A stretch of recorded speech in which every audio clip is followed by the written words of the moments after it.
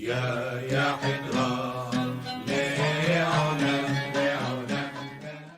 Minhag of the Week, Life Cycles. So the wedding ceremony is over. We now move into the week of joy, of happiness for the bride and groom. And this week of joy is funny in a way because it parallels the exact opposite. This is a week of happiness where the Hatan and Kala, bride and groom, used to be in their Bet Hatnut, in their home of marriage, where basically everything would go on. The prayers for the entire week, their meals for the entire week, festivities for the entire week. People would come to see them there. They would never leave. Basically, all this is akin to Balmanan, the Beit Ebel, the mourning house, where over there people would gather, people would pray, people would eat. Okay? One hand, there's the house of Simha for the Hatan and Kala, for happiness, and the other house is a house of mourning. But in both these places, that's where everything went on. We still have the house of mourning where everything goes on. We no longer really have a house of marriage where things go on. People don't get married in the house. The Hupad doesn't stay up in the entire house the entire week. The bride and groom don't stay in this confined area for an entire week with all their meals and all their prayers going on over there. Rather, the bride and groom are out and about. Part of the bride and groom going out is the groom going to Kinis for Shahrit, for Minha, and as he goes, he of course does not say any Anna or any Tahanunim. It's a day of happiness for him. He would say Yehi Shem, and therefore all those that pray with him in the Minyan also don't say Anna, they don't say Tahanunim. It's a time of Yehi Shem. What else goes on during this week that everybody's familiar with? It is currently known as Sheva Berachot. Now, this term Sheva Berachot is of course referring to the Berachot said at the conclusion of the meal, but referring to the meal as a Sheva Berachot meal was not what our Hachamim referred to it as. They used to refer to it as Sa'udat Hatan, or Sa'udat Hatan B'Kalla, or Sa'udat Nisu'in.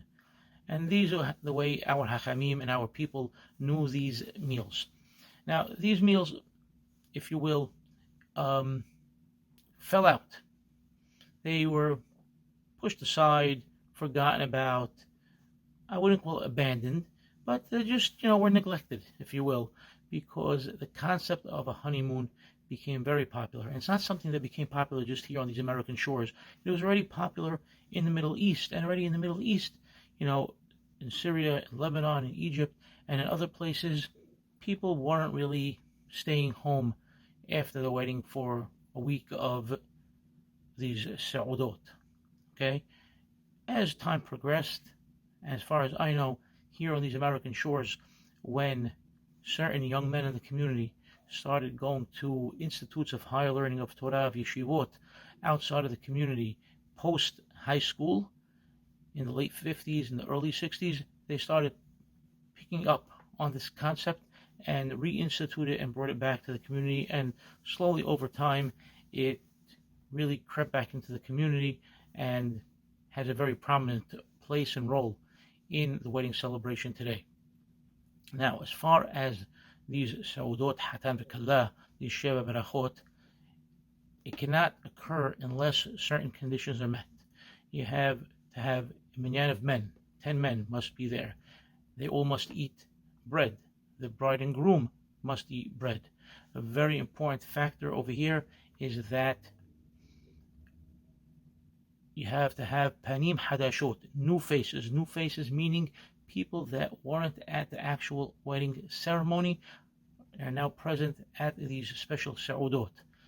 Nowadays, people invite friends, invite neighbors, people that they forgot to invite, people that they invited but just couldn't make it.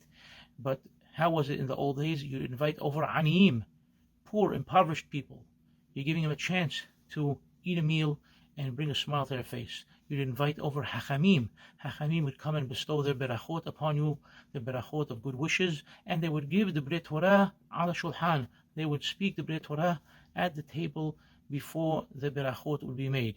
So this was a sa'udah of the highest caliber. The Hachamim refer to this as the best Sa'udat Mitzvah, because you have the happiness that you're giving to the Hatan and Kala, you have the happiness that you're giving to the Aniyim, you have the Hachamim that are coming and bestowing their Berachot and their Divrei Torah upon everybody there.